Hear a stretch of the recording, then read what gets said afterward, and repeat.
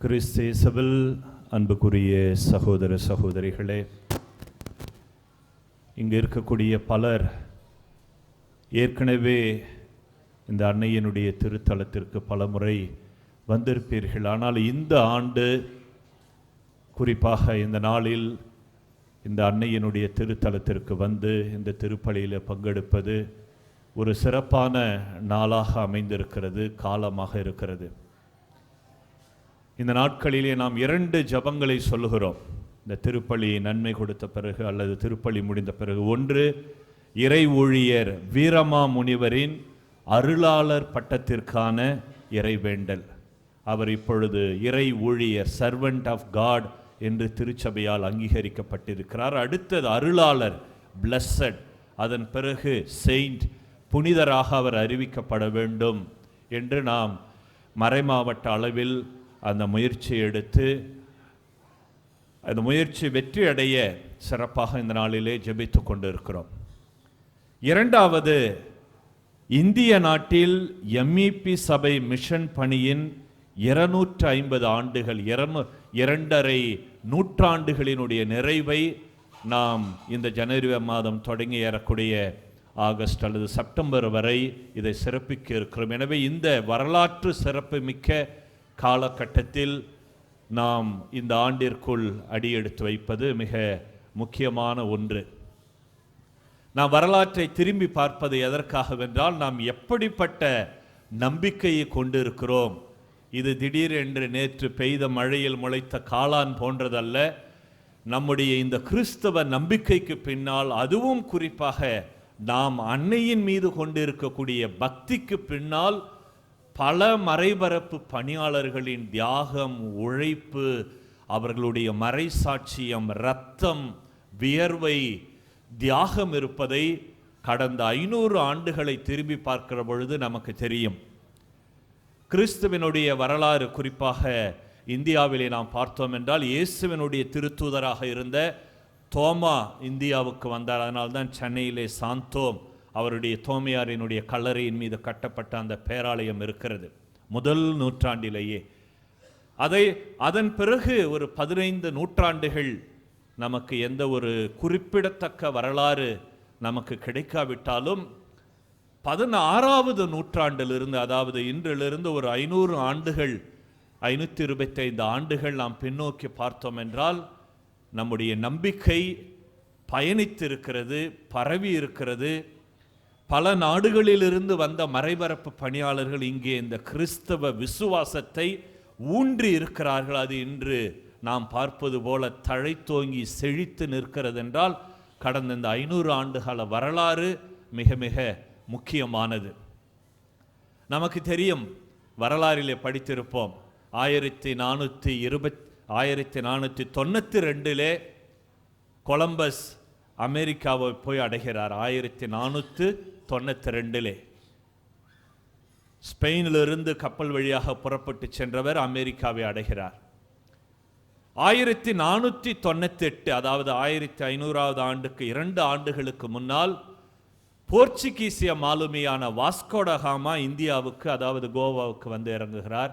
1498. அதுதான் முதன்முறையாக ஐரோப்பாவிலிருந்து கப்பல் வழியாக இந்தியாவை வெற்றிகரமாக வந்தடைந்த ஒரு பெரும் முயற்சியினுடைய வெற்றியாக நாம் பார்க்கிறோம். 1498. அதன் பிறகு அது ஒரு 1500 என்று எளிதாக நாம் ஞாபகம் வைத்துக் கொண்டோம் என்றால், 1500 கடந்த 525 ஆண்டுகள் இந்த மண்ணிற்கு வந்த மறைபரப்பு பணியாளர்களின் எண்ணிக்கை, அவர்கள் கொண்டு வந்து இந்த நிலத்திலே விதைத்த கிறிஸ்தவ விசுவாசம் நம்மை மெய்சிலிருக்க வைக்கிறது. திரும்பி பாருங்களேன் கொஞ்சம். இந்த 1520 இந்த வாக்களவில் 21, 1521 தான் இக்னாசியார் ஸ்பெயினுக்கும் பிரான்சுக்கும் இடையே நடந்த அந்த போரில் குண்டடிப்பட்டு மருத்துவமனையில் அனுமதிக்கப்படுகிறார். 1521. இப்படி அவர் மருத்துவமனையில் இருக்கிற பொழுது புனிதர்களுடைய நூல்களை எடுத்து வரலாற்றை வாசிக்கிறார். அப்பொழுது அவருக்குள் ஒரு கேள்வி, நான் ஏன் இவர்களை போல மாறக்கூடாது? கூர் நோன் ஏகோ ஒய் நாட் ஐ, நானும் ஏன் இவர்களைப் போல மாறக்கூடாது, ஏன் ஒரு நாட்டினுடைய போர் வீரனாக இருக்கணும், இதையும் கடந்து இயேசுவினுடைய பணியாளராக மாறக்கூடாது என்ற அந்த எண்ணம் தோன்றுகிறது. உடனே 1521 மறுநாளே அவர் இயேசு சபையை தோற்றுவித்தார் என்றால் இல்லை. பிறகு பல ஆண்டுகள், 9, 10, 14 ஆண்டுகள் ஆகின்றன. 1534 தன்னுடைய தோழர்கள் சிலரோடு சேர்ந்து கிறிஸ்துவை நெருக்கமாக பின்பற்ற ஒரு சபையை தொடங்க முயற்சிக்கிறார். ஆனால் அது எப்பொழுது வெற்றி பெறுகிறது? 1540 இயேசு சபை அப்பொழுது இருந்த திருத்தந்தையால் அங்கீகரிக்கப்படுகிறது. 1540 அந்த சபை உருவான 2 வருடத்தில் 1542 மார்ச் மாத மத்தியிலே புனித பிரான்சிஸ் சவேரியார் கிளம்புகிறார். இங்கே செப்டம்பர் மாதம் இந்தியாவை வந்தடைகிறார் 1542. எனவே இந்தியாவுக்கு வந்த சேசு சபையினுடைய முதல் துறவி, அதுவும் மறைபரப்பு பணிக்காக நற்செய்தி அறிவிக்க வேண்டும் என்பதற்காக இந்தியாவுக்கு வந்தவர் புனித பிரான்சிஸ் சவேரியார். அது நமக்கு தெரியும். அதன் பிறகு 1542 ஒரு 11 ஆண்டுகள், 42 1553 வரை கடுமையாக பயணிக்கிறார். பல மைல்கள் செல்லுகிறார், பல மக்களை சந்திக்கிறார். எந்த அளவு என்றால், ஞானஸ்நானம் கொடுத்து என் கையையே தூக்க முடியவில்லை, அவ்வளவு வலிக்கிறது என்று தனது கடிதத்தில் எழுதுகிறார். இங்கிருந்த மக்களுடைய மொழி, பண்பாடு இவற்றை கற்றுக்கொள்கிறார். ஆயிரக்கணக்கான குழந்தைகள் பெரியவர்களுக்கு ஞானஸ்நானம் கொடுத்து அவர்தான் இந்த 1500க்கு பிறகு இந்த நவீன காலத்தில் நற்செய்தியை இந்த மண்ணில், குறிப்பாக தென்னிந்தியாவில் அவர் விதைக்கிறார். அதன் பிறகு 1700 தொடக்கத்தில் அவர் 1542 வந்தவர் 53 இறந்து விடுகிறார். பிறகு 1600 700 வரை பல இயேசு சபை குருக்கள் வருகிறார்கள். அதில் 2 பேர் முக்கியமானவர்கள். 1606 மதுரை மிஷன் தொடங்கப்பட்ட போது இங்கு இருந்தவர் ராபர்ட் தே நோபிலி, இத்தாலியில் இருந்து வந்தார். அவரும் ஏறக்குறைய 30-40 ஆண்டுகள். அதன் பிறகு புகழ்பெற்ற ஓரியூரிலே இருக்கக்கூடிய ஜான் தே பிரிட்டோ, புனித அருளானந்தர், அந்த 17ஆம் நூற்றாண்டினுடைய 2வது 50 ஆண்டு 1660களிலிருந்து அவர் இந்தியாவுக்கு வந்து இங்கே பணிபுரிகிறார். இப்படி 3 மாபெரும் நற்செய்தி பரப்பு பணியாளர்கள் பலர் வந்தார்கள். இன்று நாம் நினைவு கூறக்கூடியவர்கள் அந்த 1542 இந்தியாவுக்கு வந்த புனித பிரான்சிஸ் சவேரியார், பிறகு 1606, 7, 9 இருந்த புனித ராபர்ட் தே நோபிலி, அதன் பிறகு புனித அருளானந்தர் 1650க்கு பிறகு 700க்கு முன்பு அவர் இறந்து விடுகிறார். 1673 அவர் கொலை செய்யப்படுகிறார். அதன் பிறகு 1710, அதாவது 1680 பிறந்தவர் 1710 30 வயதிலே இந்தியாவை வந்தடைகிறார். வீரமா முனிவர் கான்ஸ்டன்ட் ஜோசப் பெஸ்கி என்று அழைக்கப்படக்கூடிய அந்த வீரமா முனிவர் 1710 வருகிறார். இந்த திருத்தலம் குறிப்பாக புனித பெரியநாயகி அன்னையினுடைய புகழை பாடி இன்று பார்போற்றும் ஒரு புனித தலமாக இருக்கிறது என்றால் இந்த வீரமா முனிவரினுடைய பங்கு.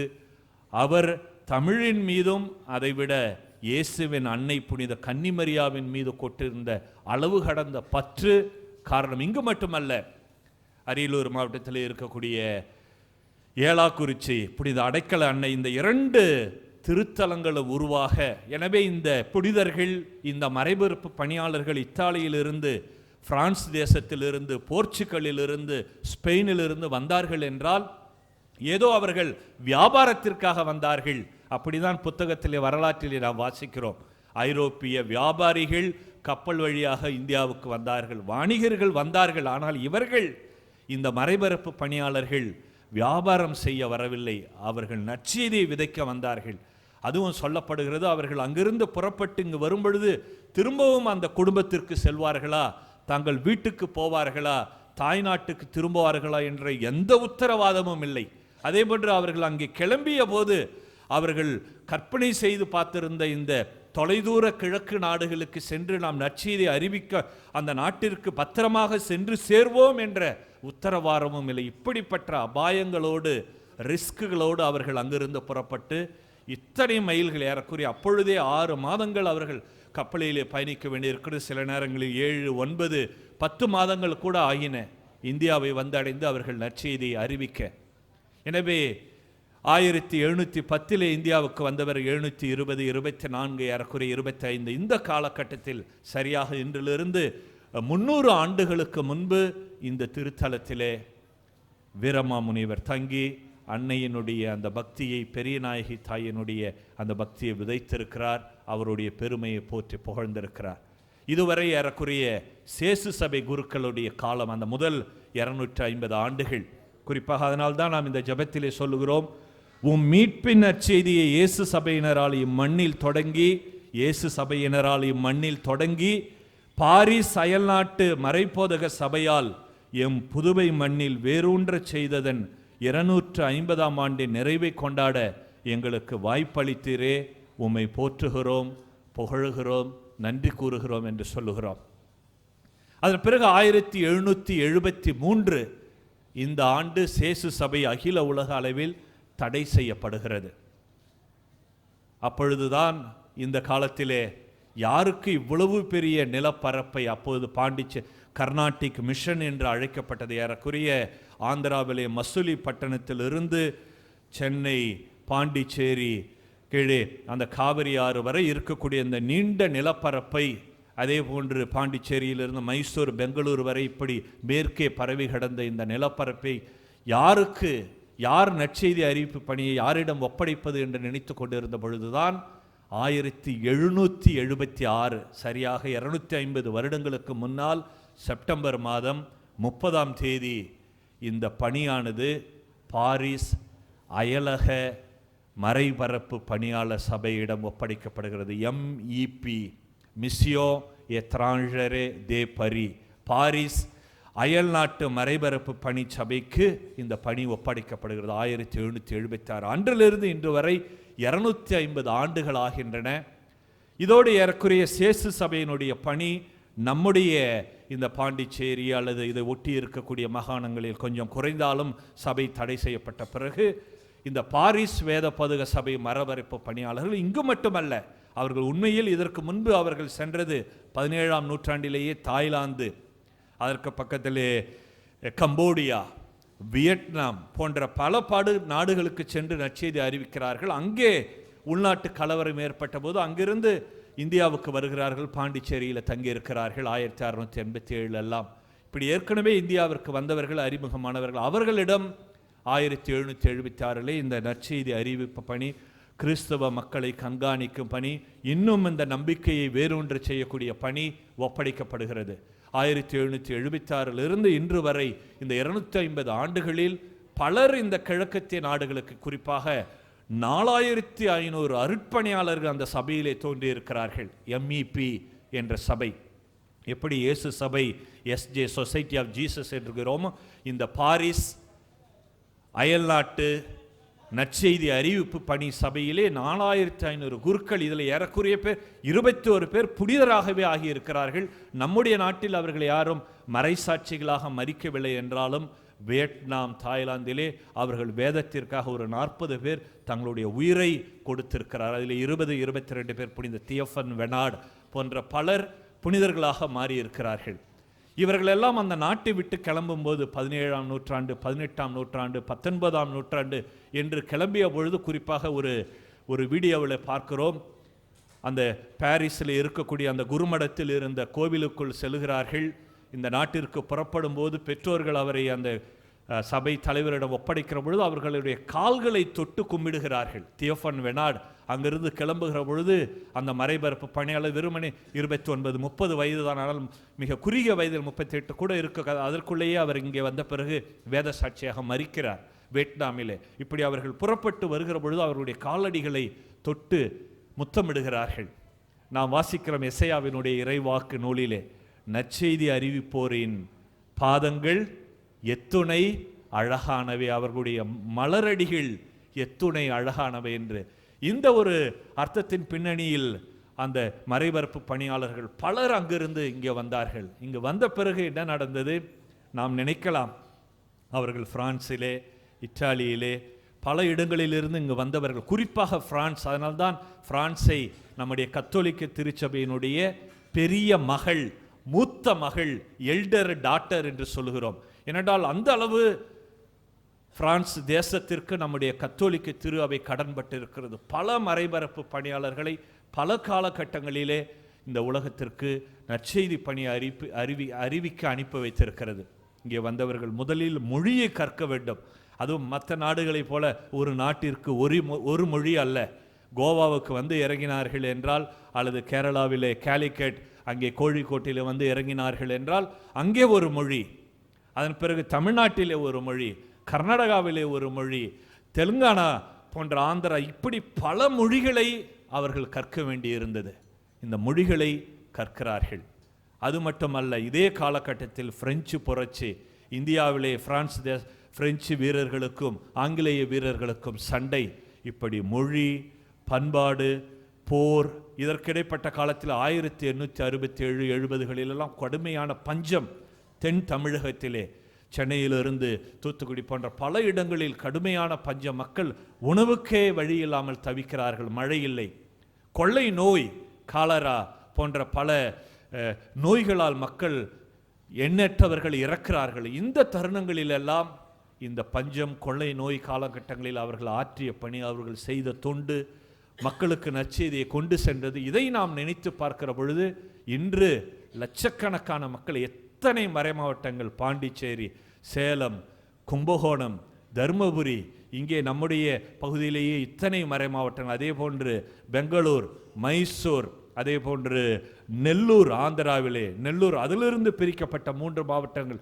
மறைமாவட்டம், இப்படி நூற்றுக்கணக்கான குருக்கள், ஆயிரக்கணக்கான லட்சக்கணக்கான கிறிஸ்தவர்கள் இன்று நாம் இருக்கிறோம் என்றால் நம்முடைய நம்பிக்கை. குறிப்பாக மரியன்னை பக்தியை பொறுத்தவரையில் 1854ஆம் ஆண்டிலே திருத்தந்தையாக இருந்தவர் மரியன்னை ஜென்ம பாவம் இல்லாமல் பிறந்தார். அமல உற்பவி என்று சொல்லப்பட்டது 1854. அந்த சம்பவம் நடந்த 4 ஆண்டில் 1858 லூர்து நகரிலே பெர்னதத் என்ற சிறுமிக்கு லூர்து மாதா, அந்த லூர்து நகரிலே மாதா காட்சி கொடுக்கிறார். காட்சி கொடுத்து பெர்னதத்திடம் என்ன சொல்கிறார்? நாமே அமல உற்பவம். திருச்சபை சொன்னது 1854. 1858 நாமே அமல உற்பவம் என்று மாதா பெர்னதத் அம்மாவுக்கு காட்சி கொடுத்து சொல்கிறார். இது 1858. அதன் பிறகு ஒரு 20-25 ஆண்டுகள் 1877 வாக்களவிலே 3 லூர்து மாதாவுக்கு அர்ப்பணிக்கப்பட்ட திருத்தலங்கள் அல்லது சுரூபங்கள் வருகின்றன. ஒன்று 1877 வில்லியனூருக்கு அந்த பிரான்சில் இருந்து வந்த, குறிப்பாக அருட்தந்தை தார்பே, அவர் அந்த பெர்னதத் சிறுமியினுடைய சொந்தக்காரர். எனவே அவர் அங்கிருந்து பிரான்ஸ் தேசத்திலிருந்து வில்லியனூருக்கு புனித லூர்து மாதாவினுடைய சுரூபத்தை கொண்டு வருகிறார்.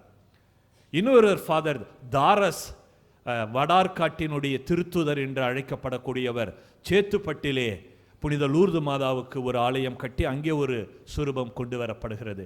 அதே போன்று பூண்டியிலே ஏற்கனவே அங்கே கோயில் இருந்தாலும் மக்கள் இருந்தாலும் அங்கே ஒரு லூர்து மாதாவினுடைய சுரூபம் கொண்டு வரப்படுகிறது. இப்படி மரியன்னையினுடைய பக்தியை இந்த மண்ணிலே விதைத்த பெருமை இந்த பாரிஸ் அந்நிய வேத போதக சபை அல்லது அயல்நாட்டு மண்ணிலே நற்செய்தியை அறிவிக்க தங்களையே அர்ப்பணித்த இந்த குருக்களுடைய பணி மிக மிக முக்கியமானது. அதனால்தான் இந்த 250 ஆண்டுகள் நம்முடைய கடந்த காலத்தை நாம் திரும்பி பார்க்கிறோம். அதே போன்று குறிப்பாக இந்த திருத்தலத்தோடு தொடர்புடைய புனித வீரமா முனிவர், புனிதராக மாற வேண்டும் என்று ஆசைப்படக்கூடிய இறை ஊழியரான இந்த வீரமா முனிவருக்காக, அவருடைய அந்த புனிதர் பட்டம், அருளாளர் பட்டத்திற்காக நாம் ஜெபிக்கிறோம்.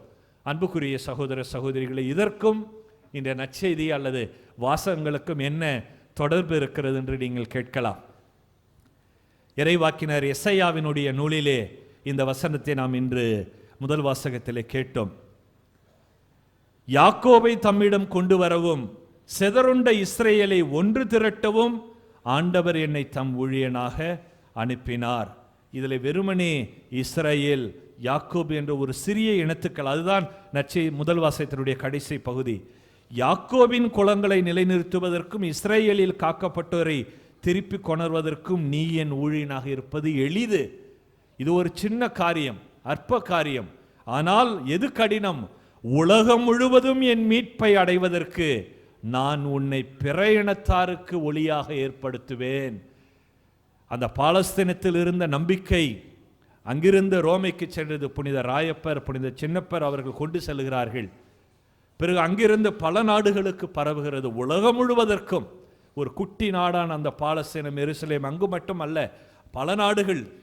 அதன் பிறகு அங்கு போன பிறகு அங்கிருந்து இந்தியாவுக்கு, மேலும் பல நாடுகள். நான் ஏற்கனவே சொன்னது போல Thailand, Vietnam, Cambodia, Malaysia, Singapore, இப்படி பல நாடுகளுக்கு, உலகம் முழுமைக்கும் என் மீட்பை அடைவதற்கு நான் உன்னை பிற இனத்தாருக்கு ஒளியாக ஏற்படுத்தினேன் என்று ஆண்டவர் பிறப்பதற்கு 500 வருடங்களுக்கு முன்பு சொல்லப்பட்ட எசேயாவினுடைய இறைவாக்கு இன்றும் நிறைவேறி கொண்டிருக்கிறது. கடந்த 250 ஆண்டுகளில் மனிதர்களான புனிதர்களான இந்த அருட்பணியாளர்கள், மறைபரப்பு பணியாளர்கள் செய்த அறிவிப்பால் நிஜமாக இருக்கிறது என்பதை நாம் உணர்ந்து கொள்ளுகிறோம். 2ஆம் வாசகத்திலே புனித பவுல் கொரிந்தி நகர மக்களிடம் சொல்லுகிறார், இயேசு கிறிஸ்து நமக்கு மட்டுமல்ல, நமக்கு என்றால் இந்த யூதராக பிறந்தவர்கள் அல்லது எருசலேம், பாலஸ்தீனம், கொரிந்தி இங்கு இருக்கிறவர்கள், இயேசு கிறிஸ்து நமக்கு மட்டுமல்ல அனைவருக்கும் ஆண்டவர், எல்லாருக்கும் ஆண்டவர். அதனால்தான் அந்த நற்செய்தி உலகெங்கும் அறிவிக்கப்படுகிறது. இன்றைய நற்செய்தியிலே வாசிக்க கேட்டோம், யோவான், திருமுழுக்கு யோவான் ஆண்டவர் இயேசுவை பார்த்து சொல்லுகிறார், இதோ கடவுளின் செம்மறி, செம்மறியாம் இவரே உலகத்தின் பாவத்தை போக்குபவர். உலகின் பாவத்தை, ஒரு நாட்டின், ஒரு இனத்தின், ஒரு தனிப்பட்ட நபரின் அல்ல, உலக அனைத்தினுடைய பாவத்தை போக்குபவர், பாவத்தை மூடி மறைப்பவர், பாவத்தை ஒளித்து வைப்பவர், பாவத்தை தள்ளி விடுபவர், அதற்கான தண்டனையை தள்ளி விடுபவர் அல்ல, போக்குபவர். அதனால்தான் இறைவாக்கினர் எசையா சொன்னது போன்று இங்கே யோவான் குறிப்பிடுகிறார், கடவுளின் செம்மறி. அந்த செம்மறி என்ற அந்த வார்த்தையை கேட்டவுடனே அந்த மக்களுடைய மனதில் 3 காட்சிகள் தோன்றியிருக்கும். ஒன்று, ஒவ்வொரு ஆண்டும் அவர்கள் அந்த பாஸ்கா பலியின் போது செம்மறியை, ஒரு ஆட்டுக்குட்டியை பலியிட்டு, அந்த ஆட்டுக்குட்டியின் வழியாக அவர்களுடைய இனம் எப்படி எகிப்திலிருந்து விடுவிக்கப்பட்டு கடவுளுடைய வல்லமையால் வாக்களிக்கப்பட்ட நாட்டுக்கு வந்தது, அந்த பாஸ்காவை கொண்டாட்டத்தினுடைய நினைவு. இன்னொன்று, நாம் லேவியர் நூலிலே வாசிக்கிறோம் 16வது அதிகாரத்திலே 2 ஆட்டுக்குட்டிகளை மக்கள் கொண்டு சென்றார்கள். ஒன்று பலியிடப்பட்டு எருசலேம் கோவிலிலே அந்த இரக்கத்தின் அரியணையின் மீது அந்த இரத்தம் தெளிக்கப்பட்டது. இன்னொரு ஆடு, அந்த ஆட்டின் மீது ஆரோனும் மற்ற குருக்களும் மக்களும் தங்களுடைய கைகளை வைத்து அந்த ஆட்டின் மீது தங்களுடைய பாவத்தை சுமத்தி அந்த ஆட்டை ஒரு வனாந்தரத்திற்கு, பாலைவனத்திற்கு கொண்டு சென்றார்கள். அர்த்தம், அந்த ஆடு இவர்களுடைய பாவங்களை சுமந்து வனாந்தரத்திற்கு போகிறது, அவர்கள் பாவத்திலிருந்து விடுவிக்கப்பட்டார்கள் என்ற உணர்வு. 3வது, இறைவாக்கினர் எசையாவினுடைய அந்த துன்புறும் ஊழியன், கத்தாத செம்மறி. இப்படி இயேசுவை பற்றி திருமுழுக்கு யோவான் இவரே கடவுளுடைய செம்மறி என்று சொன்னபோது இந்த 3 ஞாபகங்களும் அந்த யூத மக்களுக்கு வந்தன. இன்று இதே ஆண்டவர் செம்மறி, தன்னுடைய இரத்தத்தினால் நம்மை மீட்டவர், நம்முடைய பாவங்களிலிருந்து நமக்கு விடுதலை கொடுக்கிறார். வேறு எதுவும் இரத்தம் சிந்துதல் அன்றி மீட்பு இல்லை, பலி கொடுத்தல் அன்றி நம் பாவங்களிலிருந்து விடுதலை கிடையாது. ஆனால் இயேசு கிறிஸ்து தன்னுடைய இரத்தத்தை சிந்தி நம்முடைய பாவங்களை போக்கியிருக்கிறார். அது மட்டுமல்ல, அவருடைய அன்பு அன்னையை நமக்கு தாயாக கொடுத்திருக்கிறார். எனவே இத்தனை சிறப்பு மிக்க நம்முடைய நம்பிக்கை, விசுவாசம் இந்த நாளிலே நாம் எழுச்சி பெறுவதைக் கண்டு நாம் உண்மையாகவே மகிழ்ச்சி அடைய வேண்டும். வரலாற்று சிறப்பு மிக்க, பொருள் ஆழமிக்க இந்த வழிபாட்டு கொண்டாட்டம், கிறிஸ்துவ நம்பிக்கை நாம் இன்னும் தொடர்ந்து அன்னையினுடைய அன்பு பிள்ளைகளாக வாழ, நம்முடைய வாழ்வில் எத்தனை துயரங்கள் துன்பங்கள் நேர்ந்தாலும் தொடர்ந்து அன்னையினுடைய பரிந்துரையை வேண்டு ஆண்டவர் இயேசு வழியாக அந்த மீட்பின் பாதையில் பாவங்களிலிருந்து விடுதலை பெற்ற நிலையில் வாழ ஆண்டவருடைய அருளை கேட்டு தொடர்ந்து இந்த திருப்பலியில் பங்கெடுப்போம். அன்னையின் வழியாக ஆண்டவர் நம்மை ஆசீர்வதிப்பாராக. ஆமென்.